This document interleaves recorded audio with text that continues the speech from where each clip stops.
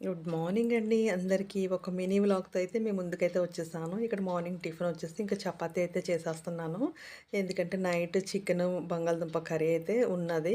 ఇంక అందుకని చెప్పేసి చపాతీ చేశాను. అసలు ఎంత బావుందో తెలుసా! ఈ కర్రీ ఇలాంటి కర్రీలేంటంటే నైట్ కర్రీ అన్నా కూడా మార్నింగ్ చాలా బావుంటదండి. చపాతీ గాని, పూరి గాని చేసుకుంటే అద్దిరిపోద్ది. నా టిఫిన్ అయితే నాకు చాలా నచ్చేసింది ఈరోజొచ్చేసి.